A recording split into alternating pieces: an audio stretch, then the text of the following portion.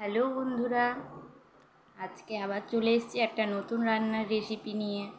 আজকে বানাবো সবজি দিয়ে টক। তার জন্য আগে থেকেই অনেক কিছুই রেডি করে নিতে হয়েছে। যেমন ধরো, আগে থেকে সব কিছু সেদ্ধ করে রেখে দিয়েছি। কুমড়ো, আলু আগে থেকে সেদ্ধ করে রেখেছি। এই সবজি দিয়ে টক বানাবো। তেঁতুল ভেজানো আছে, লঙ্কা কোচানো আছে। এবারে যেটা করতে হবে, প্রথমে কড়াইতে আগুন ধরাতে হবে। ব্যাস, এবার আমাদেরকে দিতে হবে কড়াইয়ের মধ্যে তেল।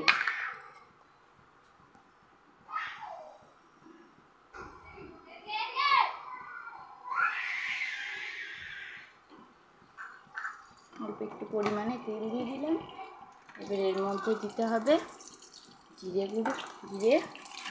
গোটা জিরে, একটা তেজপাতা,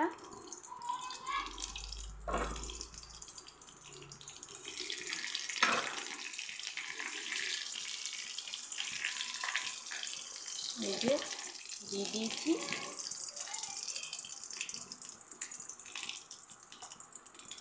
আমাদের বাড়িতে যাই হোক, একটু টকটক খাবার না হলে ভাতের পাতে খুব একটা ভালো লাগে না।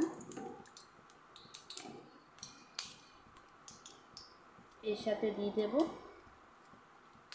একটা শুকনো লঙ্কা,